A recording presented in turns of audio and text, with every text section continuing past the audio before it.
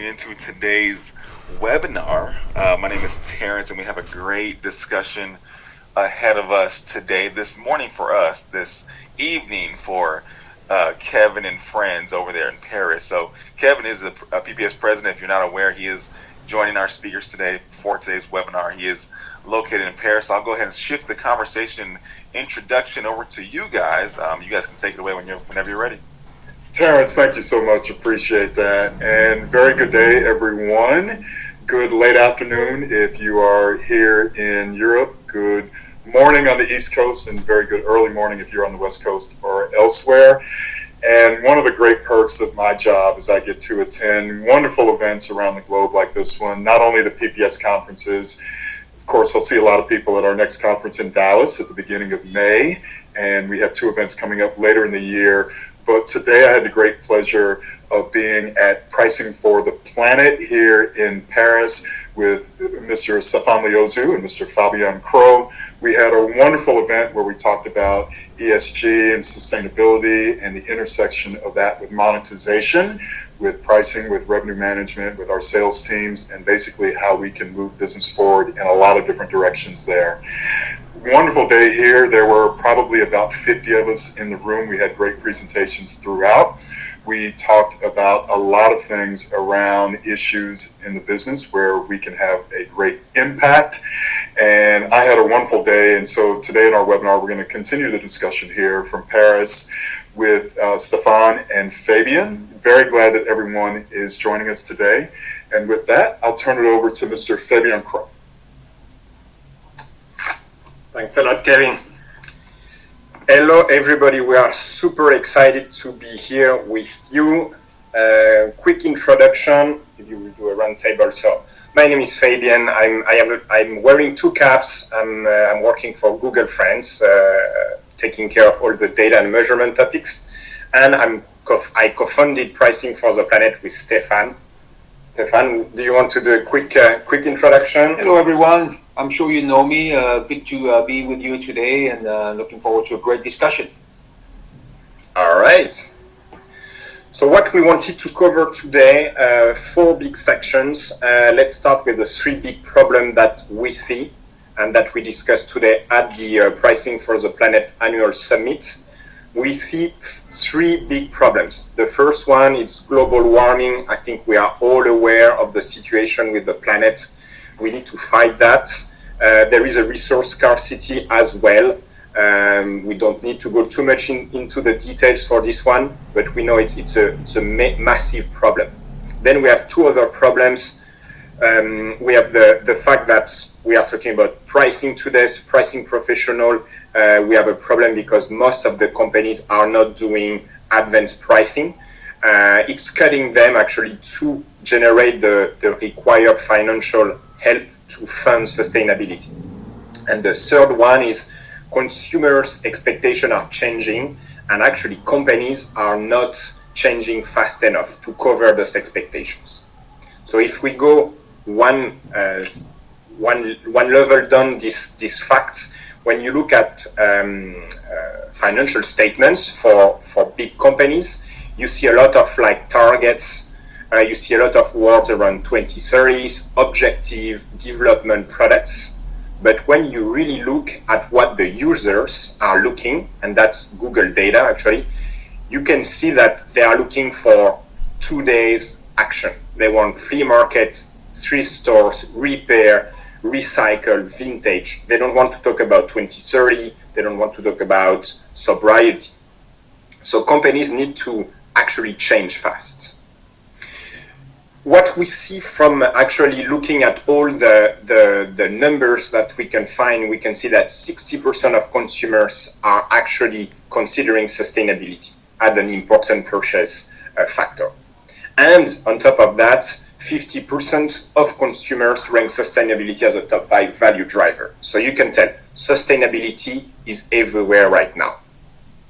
The good news for you is that 1/3 of them are ready to pay a premium. And in average, the number is around 25%. So that's actually a big thing for all of you. It's like, how do we tap into this opportunity? Actually, we had this discussion today. A bunch of our clients are talking about B2B, and that's actually it's just B2C or just B2B. It's actually everywhere, B2B and B2C. You have here a great study from Implement Consulting Group talking about the expectation from companies around sustainability for the partners and suppliers, and only half of them are actually leveraging sustainability at the value. So you can see there is room for improvement. Now, on top of all those numbers, I'm sure you are probably starting to be convinced that sustainability is important, but ESG is coming, and it's coming actually super fast. And we wanted to do a quick deep dive on ESG because it will change your daily life.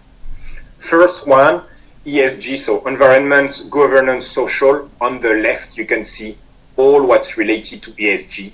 So all the requirements around actually reporting, non-financial reporting. It could be natural resources, innovation, diversity, value chain, corporate governance. And you can see on the right the impact of this new framework on businesses. And first, it's starting with actually big funds. This is an article actually from the Financial Times about ESG rating and the fact that MSCI is actually heavily affected. So you are probably aware, but in 2020, Larry Fink, the CEO of BlackRock, actually asked all the companies to report on ESG. And it's actually creating a big earthquake. You can see that on the right. You can see the number of actually companies going from AAA to AA to single A to triple B. So it's a massive effect actually on the funding of all those companies. It's a massive effect actually on all the VC and funds today. So big risk for a lot of companies, big opportunities for some. We were talking about that actually. The early adopter of sustainability will be for sure valued and recognized on the marketplace. Now, ESG is definitely a global concept coming again from BlackRock, from Bank of America, but Europe is going actually one step further. What we took here, it's a SASB, so it's one of actually the framework developed to report ESG, to give you concrete facts and actually things that you will have to report. So you can see on the left for personal products and households, you can see clearly water management, total water withdrawn, total water consumed. And then on the second line, water management risk. So you can see all the type of actually data that company will have to report in the next couple of years. You can see on the right an automobile example. Super interesting. At the bottom right, you can see, for example, the average recyclability of vehicle sold. You can see the weight of end-of-life material recovered in percentage. So you can see all those things that regulation is obliging company to report. We are pricing people, so you can clearly see that it's an opportunity to monetize this kind of like value drivers, to leverage those kind of like KPIs and metrics to create value on the marketplace, to communicate those value to the end consumers. Now, if we deep dive into we call that the 2024 earthquake, it's a CSRD, so the Corporate Sustainability Reporting Directive. It's actually designed by the European Union, and they go one step further than ESG. It's obliging most of the European company, covering roughly 70% of the GDP of the European Union, to report with a single standard. And you can see on the left all the framework that was existing that actually is combined under the IFRAG, which is very similar to the slide you've seen before. But it means that in 2024, 2025, all companies will have a single way of reporting data around sustainability, creating actually a massive opportunity for the company willing to jump into this space. So with Stephan, we always like to give some gold nuggets. So the first golden nugget of this webinar is do your homework on ESG and CSRD. It will change your life. it really make an impact on your daily activities. And then, Stephan. Okay. Hello, everyone, and thanks for being here. So, I'm going to talk about the so what. Okay, you get it.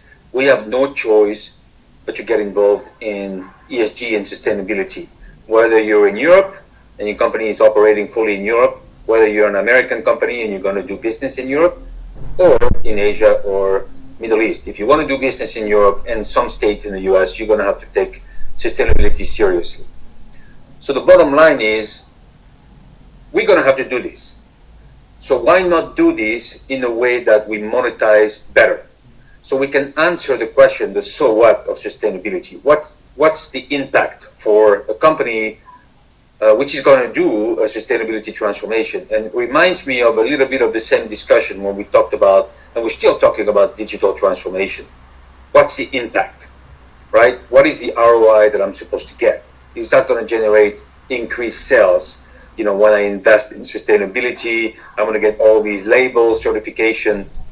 What is the outcome? Any impact on pricing, on margins, on growth, etc. So we cannot, in a way, repeat too much of what happened at the beginning of the digital transformation tsunami, where companies invested billions in digital transformation and not price it well, and not transform, these investments into some kind of a business outcome, whether it's increased EBITDA, margin, or pricing power.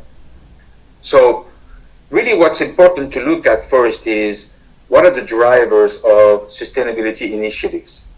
Is it simple as being compliant to the regulations that Fabien mentioned, and that's it? Is it to create maybe a sense of comfort because we do the same as competition? We have 2 or 3 competitors, they do it, so we have to do it.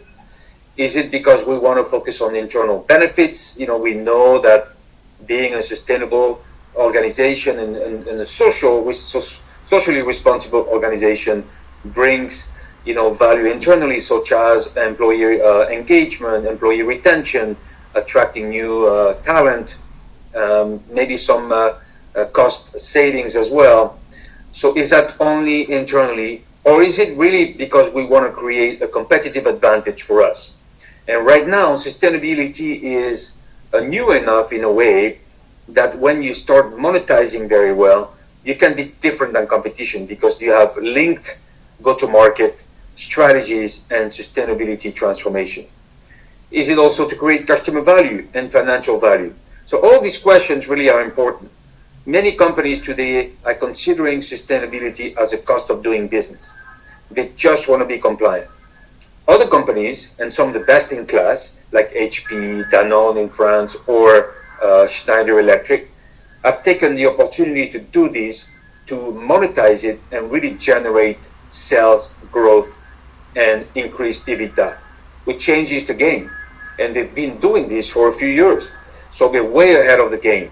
And for them, sustainability is a true competitive advantage.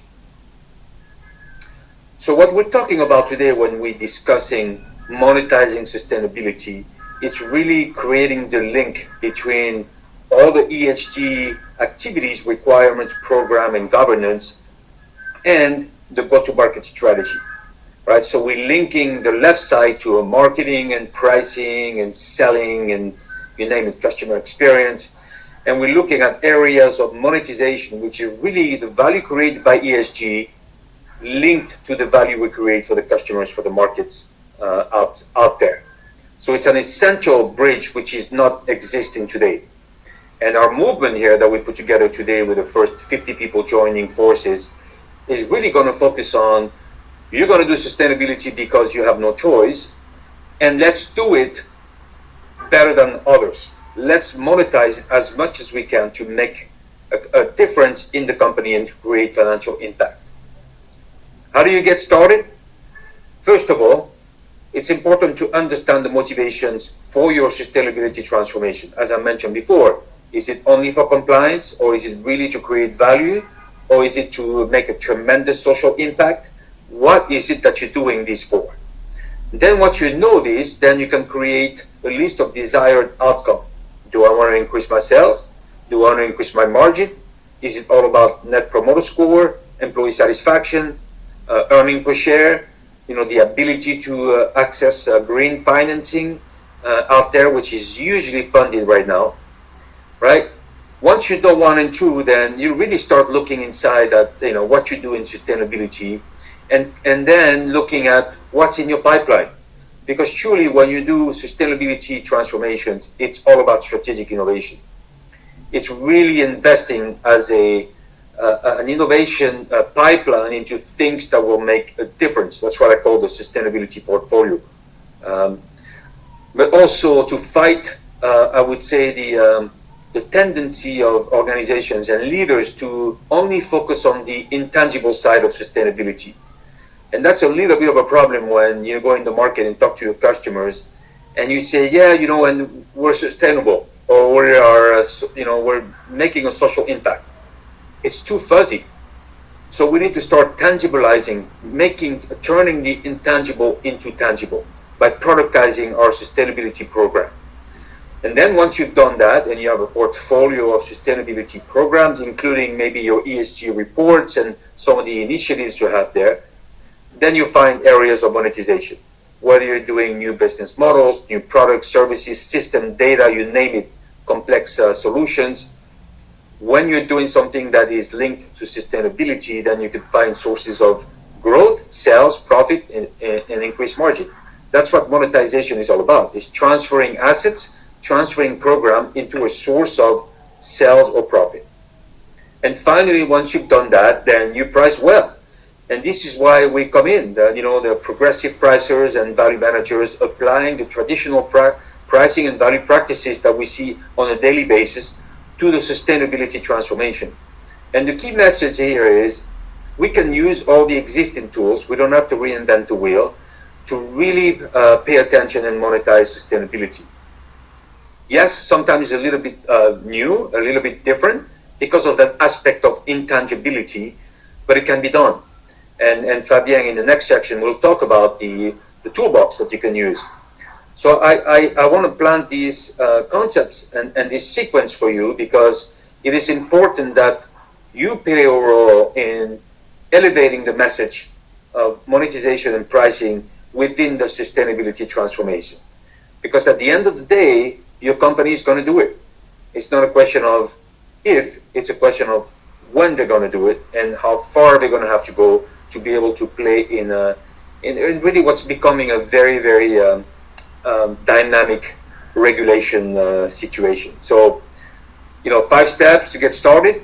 And from there, we, so a couple examples. For example, interface on the left side, it's a carpet recovery process. Interface designed a business model around this and generated some sales. You can see the nugget we found on Google Doc and Google Search, 1.9 million in revenue, and pretty much they could charge more, but they're really monetize a new business model, of collecting carpet on job sites, recycling it, so they're getting paid for the service or removal and recycling the floor, the carpet. HP is another powerhouse in sustainability. You could read that from the annual report.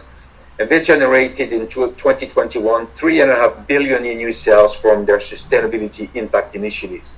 But you could see here the monetization link. This is typically what's missing in annual report and sustainability report is the link to sell, to profit, or to ROI. And HP is a good example on how they show that. On the left side, you have Danone 2021. It's a French food manufacturer. Moving into more of a B Corp company, and 62% of their sales are under the B Corp umbrella. So it's a big switch, which is more than half their sales are under the category of sustainable company. On the top right, you have a company which is Unilever with 13 brands. Sustainable brands with $1 billion in sales in 2021. And then another example, last one, is Schneider Electric, where $8 billion of their sales are considered to be sustainable under the taxonomy of the European Union. So those are examples of advanced companies that monetize sustainability and really make a link between what we do, how we report ESG, and sales growth. Now, we don't see a lot of companies yet doing the impact at the level of EBIT or earning per share, but you do have consulting reports that would show the impact based on lots of research out there. So it can be done. It's a slow process, but again, we have no choice. We're going to do that transformation. We may as well link it to monetization. With that, pass it back to Fabien to discuss the toolbox. Actually, we are really good today. Actually, we are even like in advance, so that's good. It will mean more Q&A time for you guys. So what does it mean for you? I think it was important for Stephan and for Kevin actually to make something very concrete and pragmatic. So one thing we discussed this morning is to create actually this virtuous circle around sustainability. So step one, it's exactly what Stephan was talking about. You need to start monetizing all the great things that you are doing around ESG, around sustainability, that usually actually you don't really talk too much about so far. Then when you really monetize that, you price it well. So you increase your pricing maturity around those services or those products. By doing that, you will create actually additional margin. And we all know, being in a PPS, we all know that pricing is the best way to create profit. And then all this profit you can invest in sustainability. By investing in sustainability, you are creating more value drivers, more differentiation, so you can get better at pricing, so you can get more money, and then you can keep improving this circle. So we are really convinced that it's super crucial to start this circle very quickly. Now, again, golden nugget number 2, you need to kill the silo between marketing and pricing and ESG, work together to start what we call the pricing and sustainability virtuous circle. So again, golden nugget number 2, super important if you want to get started, or at least get a very good reason to start very soon. Now, actually going back into the pragmatic aspect of this webinar, it's like, okay, what's a toolbox for a pricing practitioner willing to monetize sustainability? And again, so it will be the webinar. There is an article that actually Stephan and myself published with PPS around this topic. This will be more interactive for sure. So first step, and again, you are welcome to check all the work that Stephan did around value-based, especially value-based pricing. I won't go too much into detail there, but again, think that's paramount actually. So you need to have a good understanding of value-based pricing and value-based in general. You need to go away from the pure cost-plus traditional approach. You need to really estimate and quantify the value for your end consumers. Super important. You cannot go anywhere in sustainability if you don't have that as a prerequisite. Now, if we go one step more, it's a good understanding of the circular economy. And actually, it was funny enough today during the discussion, because again, we did this workshop in Paris. So circular economy is actually deeply rooted into the European ecosystem, maybe less in the US, but that's a good opportunity actually to catch up.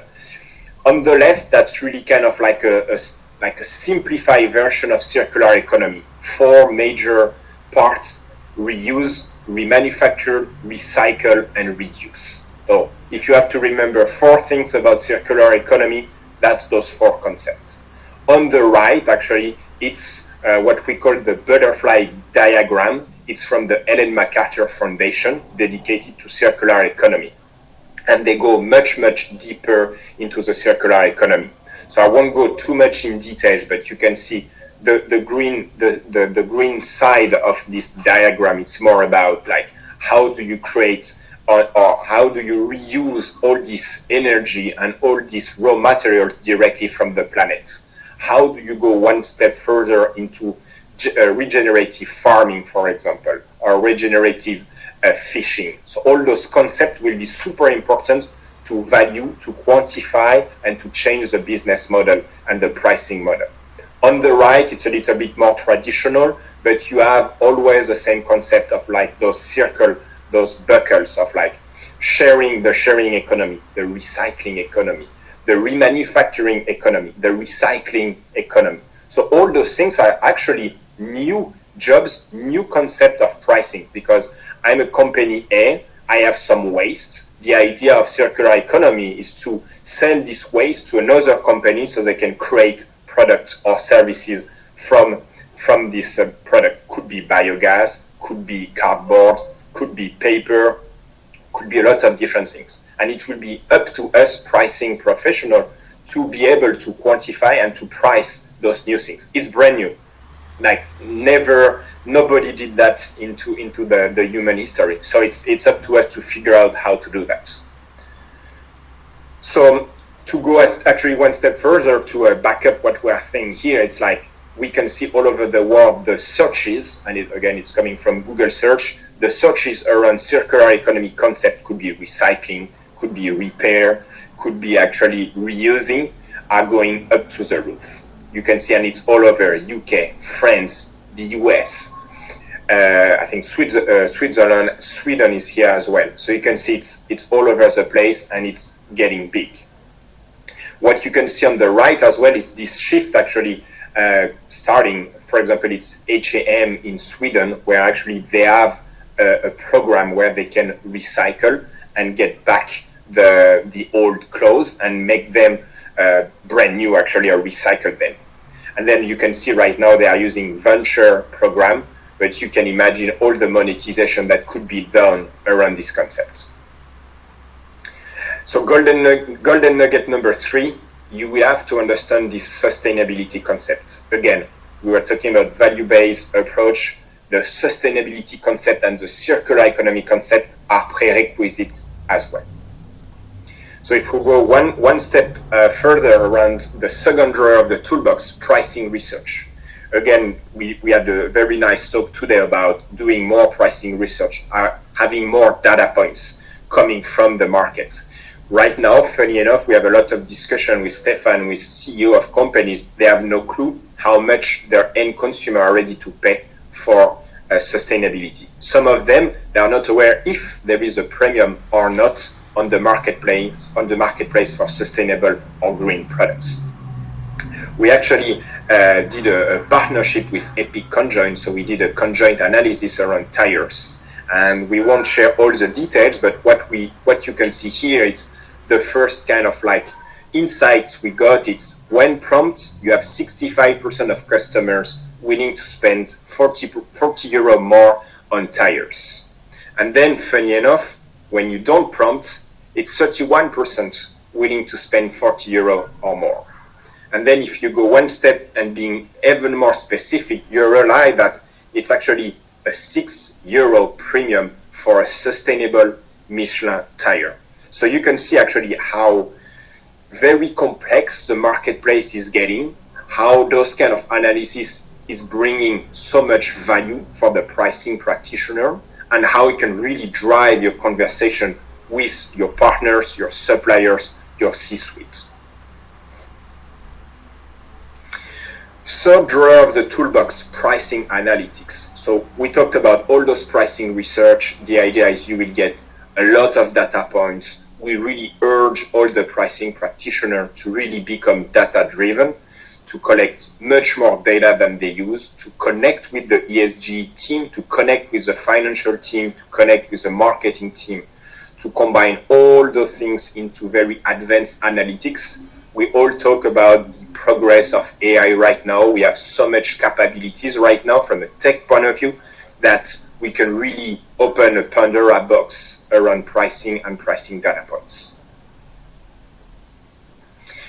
Then the fourth drawer, and it's interesting because it's a trend coming from the software and the data world. It's like you need to work with the test and learn methodology. And this methodology is coming actually from the Scrum and from the Agile methodology coming from software. But it's the same concept for pricing. You will have to work in shorter sprints. You will have to have a pricing learning agenda, driving your short 2, 3, 4 weeks maximum sprint around pricing. Then you will collect pricing golden rules. You will document learnings. You will create price elasticity data points. And then you will start again with a new learning agenda, and then you will keep going. You can see that everything is connected because all your golden rules, all your documented learnings will be actually inside your pricing analytics. So actually you are keep getting better and better. And as always with Scrum, you will fail. That's okay. That's part of the journey. You need to accept that and you need to keep going. But if you want to fail, it's better to fail after a 2 or 3 weeks sprint than after like a 6 months V cycle. And again, golden nugget number 4. So this one, it's a sense of humor, but okay, we were saying you need to learn, value-based pricing. You need to learn about sustainability concept. Well, you also need to learn tech and agile concepts. So the world is getting more complex. It means the complexity of the world of the pricing experts will get actually even more complex. And then the last one, which actually probably the more exciting for you, because you will get all this complexity between circular economy, pricing studies, pricing research, pricing analytics, you will be at the keystone of the transformation of your company, because you will come up with new ideas to really monetize sustainability, ESG, differentiator that your company are starting. You will open up new discussion. You will create discussion around new way of actually monetizing and pricing services, subscription. There is a bunch of actually new way of pricing things that you can bring to the table. And we like actually this diagram because it's really at the center of like the business model sense, the customer value, their expectation, what they want, and what is good for the planet. And anyway, it will be an obligation from actually the European Union and then all the governments. So it will be really at the center of all this complex ecosystem that you will really be able to create change. So that's actually super exciting. What we wanted to share is a couple of examples. Again, we are talking about being pragmatic. We have a couple of big ones, and then from startups. This one is very famous, Philips with the lighting as a service. You can see on the left actually the smart move from the traditional maintenance cost, energy costs. Actually, Philips is offering to change for free all the light bulbs. Then they decrease the energy cost, but instead of charging the cost of the light bulbs, they are selling that as a service, lighting as a service. So you can see actually it's cheaper for the customer, it's better margin for Philips. And then at the end of the period, it's really, really good for the customers. So it's good for everybody. It's good for Philips because they are developing more durable light bulbs. It's good for the client because it's cheaper. And then from an accounting point of view, it's better because actually you can balance the cost over 8 to 15 years. So it's much better. So you can see all the value coming from trying to get more sustainable. Then we have another one. So today we had actually the Michelin team with us. So we are super happy to share this one about tire as a service. Same concept. You have too many tires actually that are thrown away today. We still actually a lot of like surface on top of the tire that is going to waste. So if Michelin actually is charging you by miles or by kilometers, it's much better because they will create more sustainable, more durable product tires. And then for you, it's better because you won't throw away for no reason your tires at the end of the life. They will recycle your tires. They will make sure that from cradle to cradle, everything is clean. So great for the environment. You can read this HBR article. They are talking about really raising profits as well.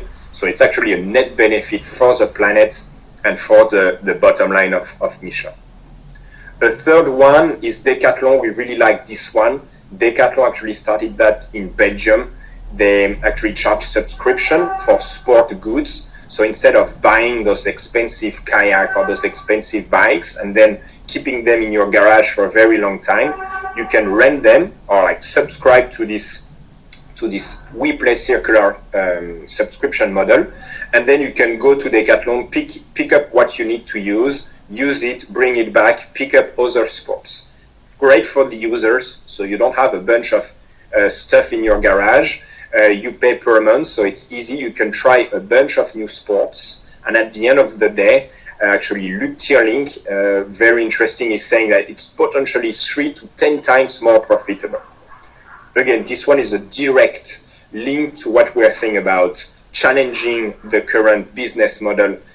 Typically here, actually, the team and Luc went directly to Decathlon and said, we need to change the business model. We need to change the way we price things, and we want to be driven by the impact on the planet and especially CO2 emission. Here, it's a huge success. It's good for the planet. It's good for the environment. They have a complete control of their CO2 emission. Coming back to what I was saying at the beginning about ESG and regulation, now they have all the data. Great thing. And last thing, and maybe I'm biased because that's my everyday job with Google, but you can imagine that all the data they get from the subscription, it's a huge opportunity to monetize this data as well. So it's creating an even new business model for Decathlon. We talked a lot about big brands. We wanted to pick 2 more like startups level companies. This one, Felix, super interesting in Sweden. What they did, they created a CO2 currency inside the supermarket. And actually this currency was all the consumer would get a budget of 18.9 kilo of CO2, and they cannot spend above this level. Why 18.9? It's a 2030 Paris Agreement level of CO2 emission per person. And what was truly interesting is like you can see the shift and the awareness of the impact of the consumption of the different food products. And again, business results are really good. You can see an 11% growth in overall sales for the quarter and year-over-year. So again, really inspiring, very interesting. And then you have new startups. This one is called All Colibri, that are actually changing the loyalty model. Instead of having venture or like promotion, they will actually get points, and then those points, they will invest them into sustainability, NGO or association.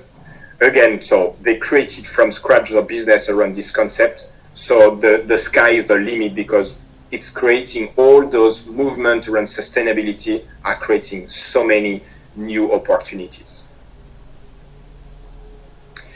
So as a wrap up, just making sure we are still on time, but just to wrap up again, so paramount, the prerequisite, a value-based approach, and then you have a bunch of actually drawers, circular economy. I really urge you to get more knowledge about that, pricing research, pricing analytics, but test and learn. So if you want to start reading some books about Scrum, about Agile, I think that's a time to do it.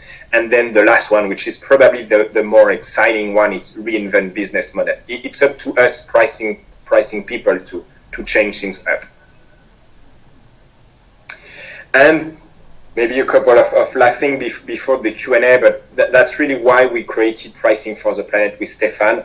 I think it was super important for us to really give you this toolbox to help you shaping out this toolbox, what it looks like, how we can leverage all those tools. What are those tools? So that's what we are trying to do with Pricing for the Planet. So if you want to join the movement, you are more than welcome. Follow on us on LinkedIn.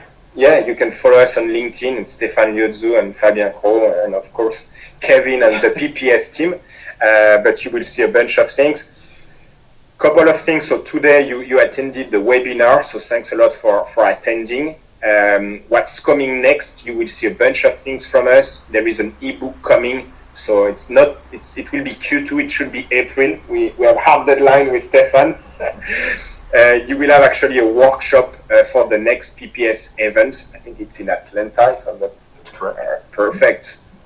We are thinking about creating a think tank, a coalition around the topic as well. So let us know if you're interested. And hopefully next year we will do another Pricing for the Planet annual summit, hopefully with Kevin again and PPS.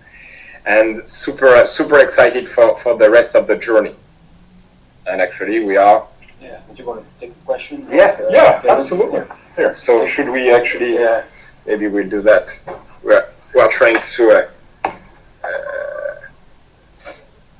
each other.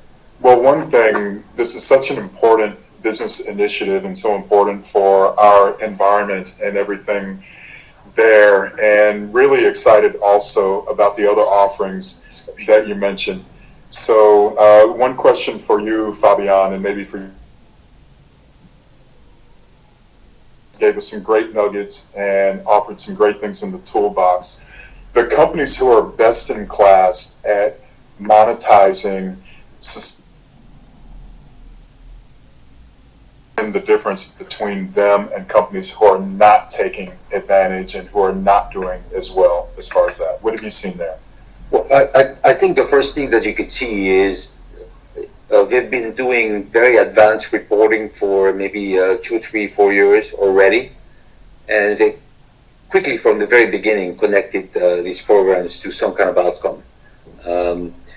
I mentioned Danone, I mentioned Schneider. They quickly looked at it's important to show to our sales team that it can be done. It's important to show to our investor that it's not just a program for compliance or cost of doing business. We show that we can make an impact to the business. And frankly, when you could do this, like you would do that on the traditional business, right? And that's what we do as pricing folks. You really make sustainability mainstream, and you're really showing the impact, and that creates a kind of a change management flow, if you would. Because now, imagine if you have 100 salespeople and they see that you can grow and sell sustainable offer, new business models, it brings them on board, especially if you pay them commissions on this new program. So, and in the annual report that I showed, that I mentioned before, the one that you mentioned, it's really clear that they're doing that for a purpose. Obviously, the overall purpose is impact on the planet, impact on people, social value. I can mention the programs Unilever in emerging markets. It's phenomenal. But bottom line, if you can show an impact, then it makes it even more mainstream, and it shows that you could do the 3 Ps of sustainability, but also make an impact for your shareholders. So it's pretty cool. Absolutely. And Terrence, it looks like we have a lot of questions that have come up in the chat box, so maybe we should pick a couple of those. But Terrence, you see a particularly interesting question for Fabien and for Stephan? Yes, there is. Quick question for you guys. Part of the ESG, this is coming from Nicole, who's watching with us. Part of the ESG is human capital management. Has this group been able to connect the pricing monetization to human capital and the investment of its employees? For sure. Yeah. I mentioned to you in the initial presentation, there's a huge amount of internal benefits, and those have been documented in many consulting reports. What is the cost of, the benefit of doing these programs around employee engagement, employee retention. You look at companies like Schneider or even Google and how they attract new talent and how many people apply to a position. So it's really a capacity to inject new talent and people that share the same vision, and it's a game changer for the talent development teams and in general human capital, big time. And at the same time, you're helping your customers do the same, because you're contributing to your customer sustainability program, then they benefit from that as well. So huge impact on the human capital side. Yeah, and maybe to complement, what we've seen during the workshop was actually the importance of creating incentives at all levels, and to create incentives around the full ESG spectrum, not only the profit aspect of the 3P, but also the impact on people through involvement in NGO, into association, into outside of work type of things, but also on the environmental aspect. Like as a team, maybe you can be incentivized to have an impact on the environment. The team at Michelin mentioned a very interesting KPI. They mentioned the quality of the water downstream the factory. So for a very long time, the manufacturing company were famous for actually creating pollution into the water. Now actually quite the opposite. They want actually to apply this regenerative concept from circular economy to the water, and they want actually to process the water and clean it even better than what they got upstreams. And the KPI would be actually the quality of the water downstreams. So that could be kind of like the way of really incentivizing people to have an impact on the planet, and then to leverage those type of KPI as a way to monetize or as a way to create a differentiator for the end user. Okay, good. I appreciate that, Nicole. I hope that answers your question. I had one more. I had a couple of more questions for you. You all mentioned a think tank earlier. This question is coming from Taylor. Is the think tank going to be Europe focused? We're global citizens, so it's going to be a global think tank. Obviously managing the logistics of time zones. But the bottom line is we want to create a movement. You're in pricing, most of you, and you know how hard it is to convince the C-suite to do pricing program and invest, right? Because a lot of them don't see the ROI or the sense of urgency. This is a different topic because every company will have to do this.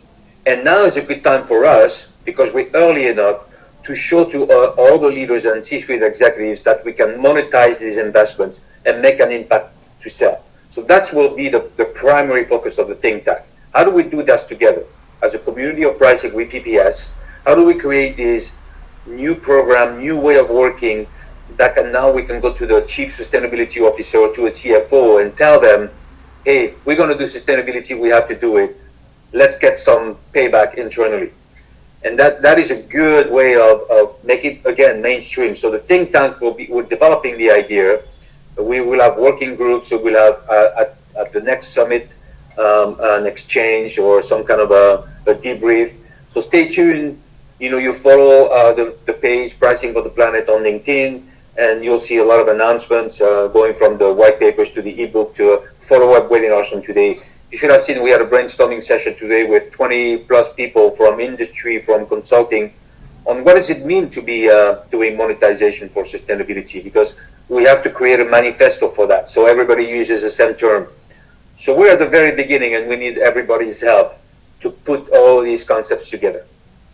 One thing that's super interesting that we mentioned today was actually the complementary aspect between the US and Europe. So Europe is very, very much affected by the CSRD that I was talking about, the regulation from the European Union. So the US team will actually get inspired on how they respond to this kind of regulation.